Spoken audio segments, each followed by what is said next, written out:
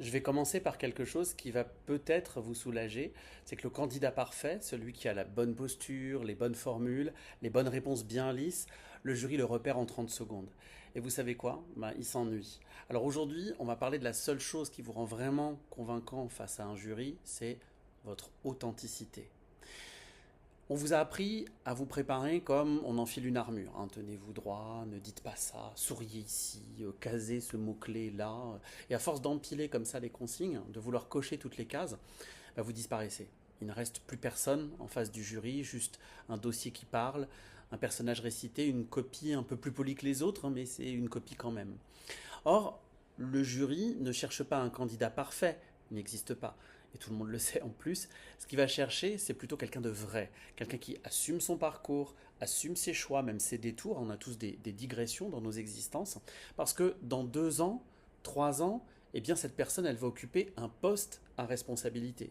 Le jury ne recrute pas une performance d'un jour, il recrute un futur collègue, un futur cadre, et un cadre, ça doit être fiable, lisible et vrai.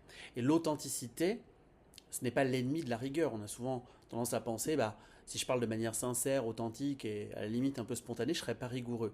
Au contraire, vous pouvez très bien réunir les deux et c'est ce qui rend finalement votre rigueur crédible. Je pense à un candidat que j'ai accompagné il y a pas si longtemps que ça qui me disait Nicolas, je ne peux pas dire que j'ai changé 3 fois de service en 5 ans. Ça fait disperser, ça fait instable. Et du coup, je lui ai répondu, si, au contraire. Reformuler avec sincérité, ça va donner quoi? Ça va donner, j'ai cherché ma voie, j'ai appris à chaque poste et aujourd'hui je sais exactement pourquoi je suis là et ce que je veux apporter. Et ça, c'est pas de la dispersion, c'est un chemin. Et un jury, il entend la différence entre quelqu'un qui récite et quelqu'un qui raconte sa vérité. Et on a tous notre propre vérité. Le jury fait ça toute la journée, hein. Il a vu défiler des dizaines de personnes avant vous et il sent presque physiquement, instinctivement, hein, quand quelqu'un joue un rôle. Le regard qui cherche la bonne réponse au plafond, la voix qui change de timbre quand on récite, les formules toutes faites qui sonnent creux.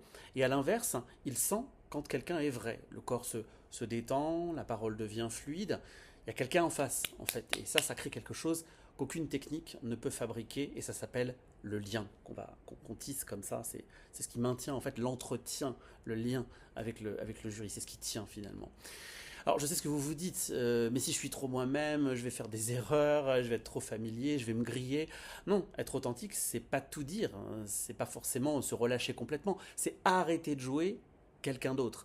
Vous pouvez être vous-même et professionnel, vous-même et structuré. C'est même la seule combinaison qui fonctionne. La rigueur sur le fond, la sincérité sur la forme.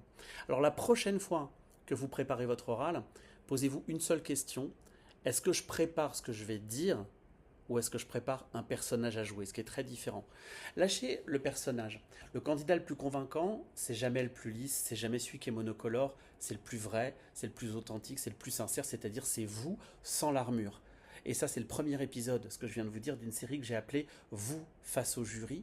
On se retrouve très très vite pour une prochaine vidéo. Prenez soin de vous, ciao ciao.